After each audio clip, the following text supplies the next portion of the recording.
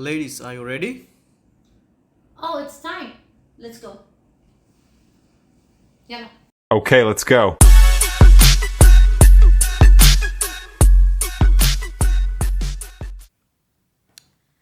Hey everyone, welcome to episode 2 of Clock In. And today we're going to talk about, as women, why are we still explaining ourselves at work? You know, Suheir, what baffles me is 2025. AI is replacing jobs. Don't get scared. We'll talk about it. Don't Many get scared of from them. AI. Okay, yeah, but there's a way to handle it, and we'll take it in one of the episodes, right? But that's not our topic today, right? So AI is replacing jobs. The work is remote. People are taking up meetings in a yacht in Bali, right? We're having, different, everything's on Teams, everything's automated, everything. And then still, women are treated like as if you are the glitch in the system. Like if you get a woman into the process, it's going to just crash. Exactly, and that's what I don't understand as well. It's like the world is changing. We have upgraded to AI 5.0, but somehow we forgot to, someone installed, maybe a man, forgot to install the batch about to fix sexism. It's really doesn't make any sense in my mind. How many hundreds of years the sexism is a problem? Honestly. Like 100 years, a few hundred years. True, Right? true. So let's start with some It fun. makes you wonder though how can nowadays things get delivered by drones? Yeah. Okay. Yet as a woman, if you want to go and attend a meeting, you have to get a special permission in certain Special, not just permission. no, special. You're a Or give an woman. opinion in a meeting. You have to think about it few times before you open your mouth. Yeah. Because you don't want to be misjudged. Yeah. So out of fun, right? What are the funniest things you've heard as a woman at work that's been told to you or you've been asked?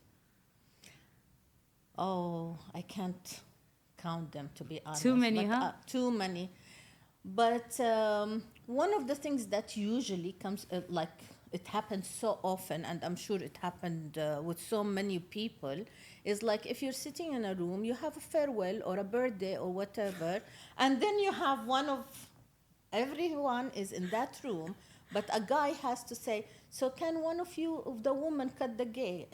Or Ladies. who wants to cut the cake? They're respectful. They'll call you Yeah. ladies. Ladies, no, they're being even more. Remember when they'll tell you, ladies, would you do us the honor? So many times. Right? Oh my God. Oh my God. This is not mine. This I actually heard from a colleague. You know her. And no, actually, you know what? Let me go to another one. One that I had very recently, 3 months ago. It was asked to me, are you sure you can handle this client because it's a very male-dominant industry? Imagine. I'm sure it's like people telling you, do you really understand the car business? Especially when I was at the automotive. Oh, because I was with you in the automotive and I loved the way Yeah. everyone's face changed. To your point, once went to the auto show. And because I'm in shell and abaya and a woman, my goodness, I'm stupid. I don't understand cars, right? So when I asked this, I was looking at one of the sports cars. And they were like, so of course when I threw, I said, what's the horsepower on this? And he gave me a look like, what do you even know? Do you know to spell horsepower? He told me it was about 550 horsepower. And then I was like, what's the torque?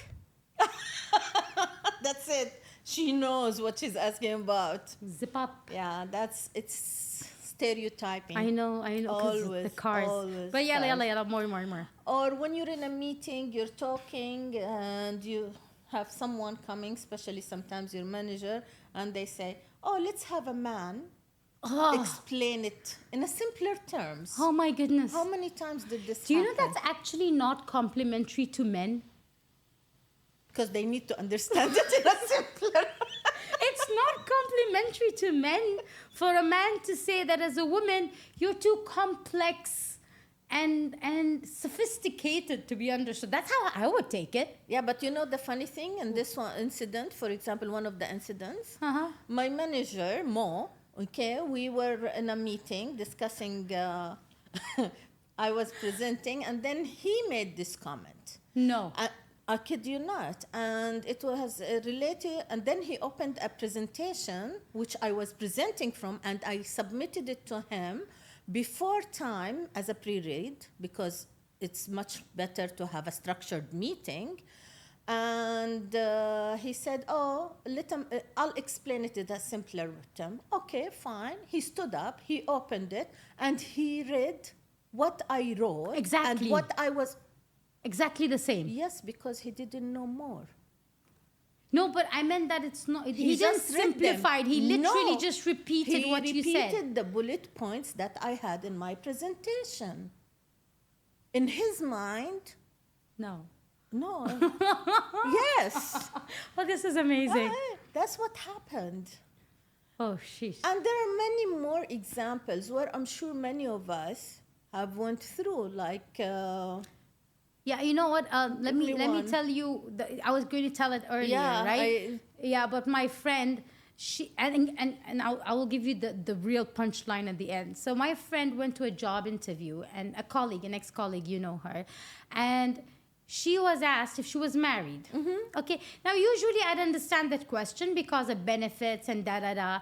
But then she said yes, and they said, "Are you planning to get pregnant? Because if you are, this job is no longer available." And guess what? The punchline. That's not the punchline. Wait for it. It happened in Italy. And it's not a Middle East thing that people say people because they always accuse us in the Middle East of being backward. I honestly, I'm not surprised because we know this is happening everywhere. Okay, whether you talk in Italy, in the US, and that's why we always talk about the glass ceiling. How many women did reach to that ceiling? Not many, unfortunately. But I can concur this with another example that happened to me in here, where I applied for a field job many years ago, and my manager said, "We would love to promote you. However, are you planning to get pregnant?" Which surprised me at that time. But then when I thought about it, I found it, okay, so what they're doing, if I get pregnant, maybe my performance will be affected, which empuzzled me because in my mind, the responsibilities go both ways. Okay, if I'm pregnant, I'm not sick, I think. Okay, it's just a natural thing that happens if I choose to. And this actually postponed my promotion for a while to be in the field. No, my goodness, no. Oh, yeah. That's it's I want to say it's sad, but most of the time it's infuriating because all these different labels and headings calling for gender gap and everything, and then you get questioned these things. Like, you know, when I did get promoted, right, I had the meeting and they were all men, engineers, and I was making decisions within my expertise. I am not crossing. You worked with me. I don't cross into something that's not mine. And every time I made a decision they did not like, they were like, "It's okay, we'll talk to your boss. We'll take it up with my boss," because my boss is he's a man, and my decisions are weightless. Yeah. You know, when they did that in the meeting, and that's when I stood up for myself, and that's what we need to do, to stand up for ourselves. And there is a very different, respectful, but firm ways of doing it. I was like, one time they did that. Another time, they did it 3 times in a span of 15 minutes. No. At the end of it, I got mad. Of course I did. I was like, "Gentlemen, let's not waste each other's time. If you insist on taking up this with my boss, please go ahead, do it now and not waste it in a meeting. rest assured he will send you back to me because I am the subject matter experience. But what you would have done is you would have broken a trust, and I will not listen to you ever again. Wow. They shut up, and that meeting went smoothly after that. I was firm. I told them what's going to happen. You want to threaten me? And I'm sure this actually, this affected them in the future, where I'm sure they trusted your expertise at later points. Trust me, we were a few years after that.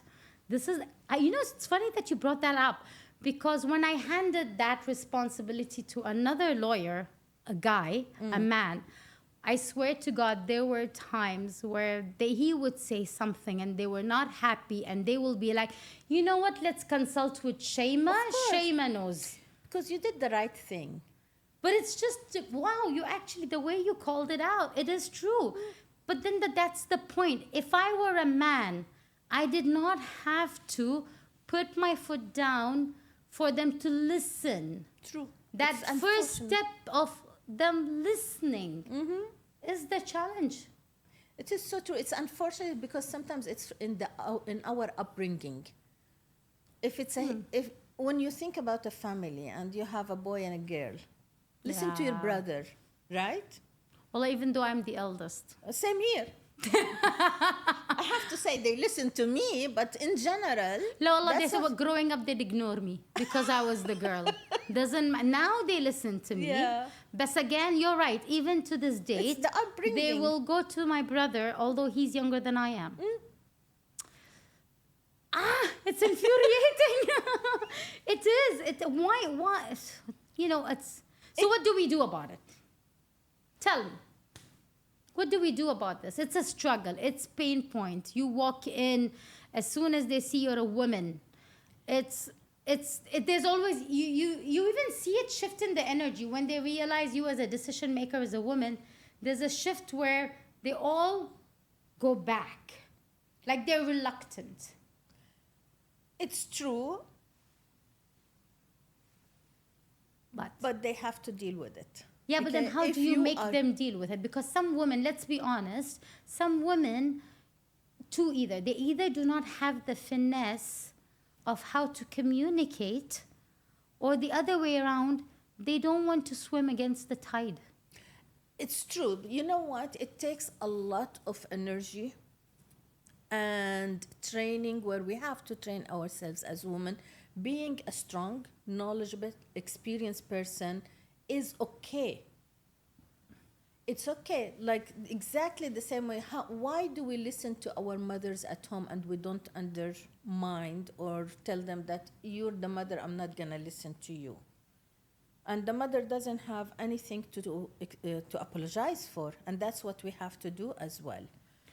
I know I'm right. I understand the business. I made the decision. I'm not gonna go and apologize for anyone. So what would you say is Suheir's style in answering the kind of questions that we just spoke about? What would Suheir's style be like? Just be strong, to be honest, and not back up. So you just, when you face it, become persistent, make sure that I put my foot down and do the right thing, and things will follow. It takes time, but then people will trust you, and especially when they start to see it the first time, the second time, and they will follow. And by the way, we don't have to be strong or rude to anyone, okay? Because we are good in communicating with each other. We're good with communicating with other colleagues. I will have to argue with you on that in a different episode, the being effective communicators, but that's a topic for another day. But to your point, that is one way. I have tried being firm, like the example, this one. But I see, each of us is a personality, Definitely. right? My characters, I always diffuse with humor and sarcasm. There's, I am the queen of sarcasm. I am sarcastic. Always. Just yesterday, we were in a meeting, and this guy, I'm trying to explain to him a legal clause. We're in a meeting, and a contract. is on display, and I was trying to explain to him the legal implication of a certain clause. Okay. And then he says, "You don't need to explain to me. It's in English. I can read English." It's a legal contract. Okay? I just looked at him and I said, "But this is not literature. This is legal, and I'm the legal counsel. So would you allow me to explain, please?" Uh-huh. You know? And he didn't know how to respond because I said it sweetly, which is unlike me. I am not known for that, but I usually use humor. Make a joke about it. Yeah. Be sarcastic about it. So I think there are many ways Definitely. to tackle. So then you said you had, in the intro, you said you had 3 beautiful daughters. I've met them. They're gorgeous, mashallah, Thank you. but gorgeous in personality, even as much as how they look. How did you start with making sure that they have firm grounding? This is very interesting. I remember when my first daughter was born, we were in New York.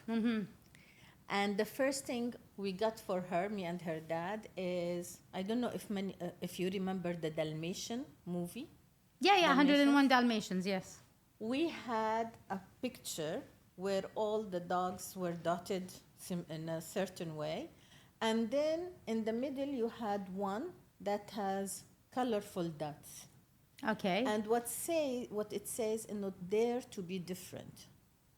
Dare to be different. Until now, we have it. And each one of the girls, because they all live now up in their own places, has a photo of this. Wow.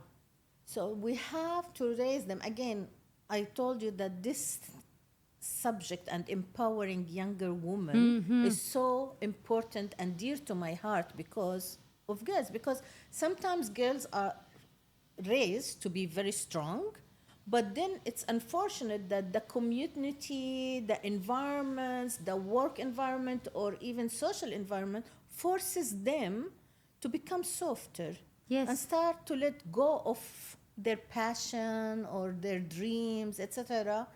And even things that they're characteristics. I'm a loud woman. Okay? It is impossible for me to speak soft. I can sometimes, but I'm an Arab woman. Our houses are loud.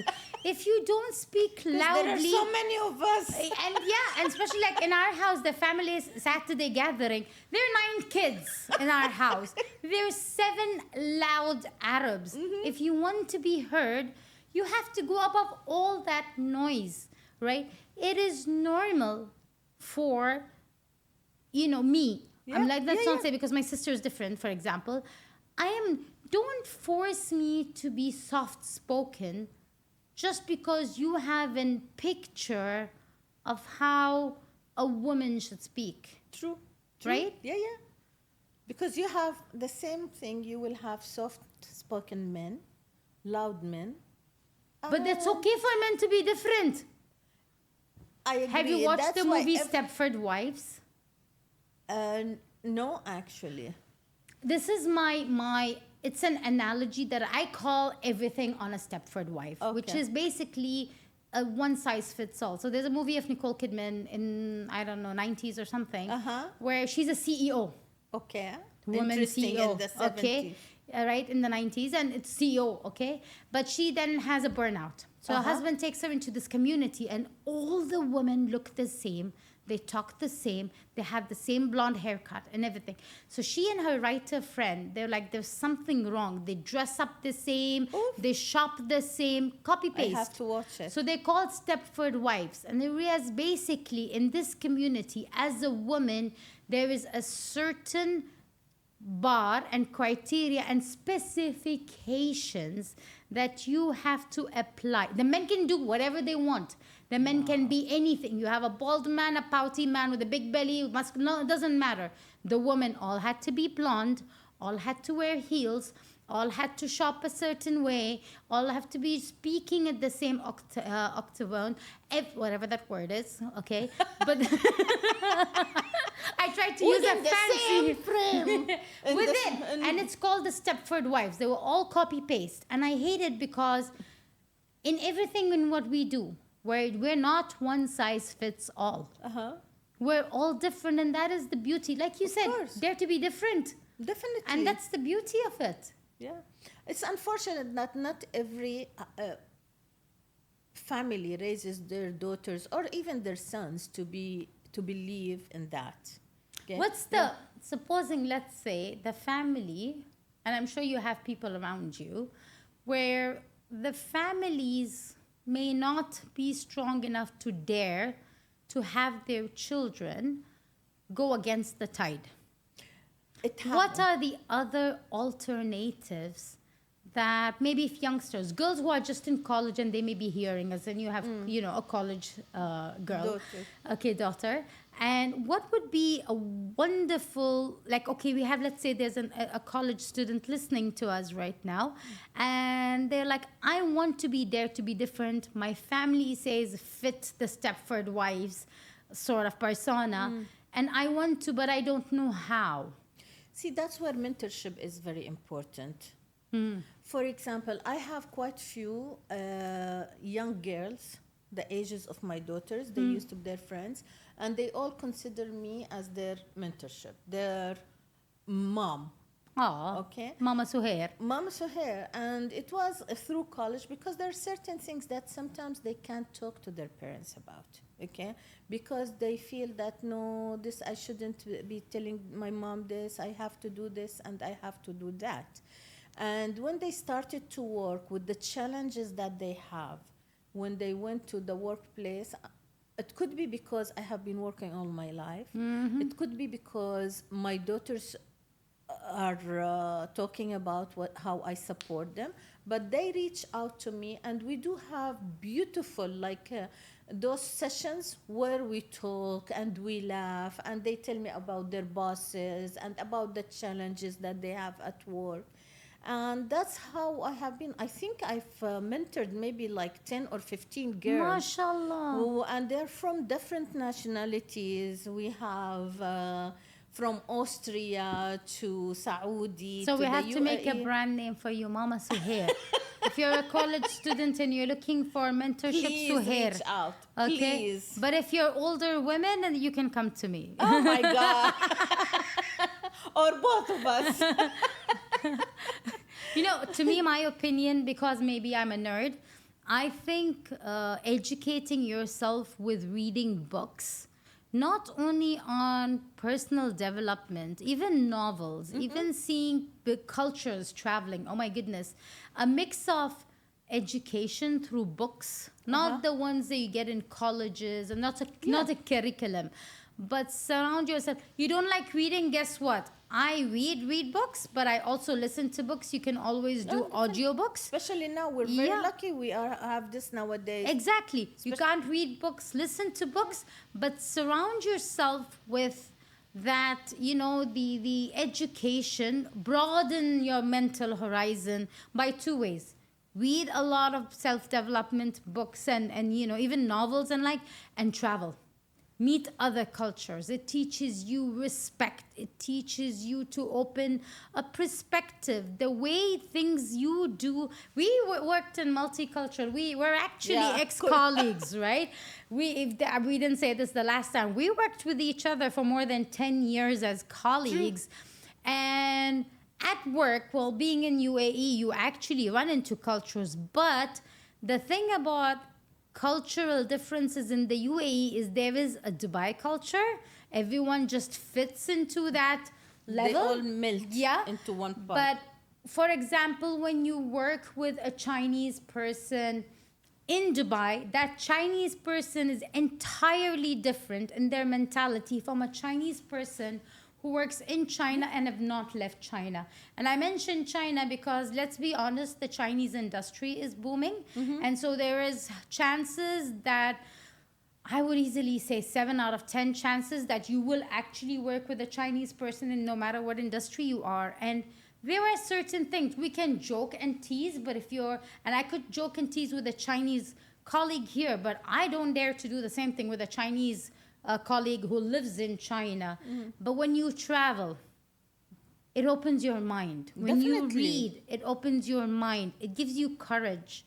That's my perspective. In addition to mentors, I you know me, I'm a big fan. I have 3-4 mentors any given year. True. Just make sure if you travel, actually, because this is a new trend. It's like a lot of people want to travel to so many countries, and they just tick the box. I go to this country for a day, 2 days, etc. When you travel, in What do order they to see in educate yourself, culture? exactly, you need to live the local life, eat the country's food, go. As long as it's halal, please. But seriously, don't go and in every country you have your pizza and that's it. Or I drink my Coca-Cola and that's it. My coffee in a certain way. Go to Saudi, you come and you're used to whatever coffee, your latte or anything. Go to Saudi and try the Arabic coffee over there. Try qahwa. You know, We have it's to open different. our minds. Go to Turkey, try Turkish coffee. I'm not a coffee person. I don't drink coffee, but it's an example. Or Arabic coffee. Well, I drink Arabic coffee because it's a half roast, but that's a different topic. But not to deviate. But this has been a great. Yeah. This is a great and a very important topic, and it's very dear to us because we lived it. And you know, and if you have any topics like that touch your heart, that you want us to bring in front of the screen, your comments even. So we're gonna have our socials and email in the captions for you to reach out to us. If you email us, you can actually just say, oh, I want Suheir to answer me, maybe because you think Suheir is smarter than Shaima or wiser than Shaima. Or I can relate more. Yeah, maybe because Suheir is married with kids. I'm not. Maybe you think Suheir will get it and I won't get it. And it's okay. We're both partners in this. But reach out to us. You can address any one of us. That's not that. But I really do hope that we brought up a good topic for reflection. 100%. Yeah? I think so. That was great. That's amazing. That's so amazing. now it's time to clock out. see you in the Thank next you. episode.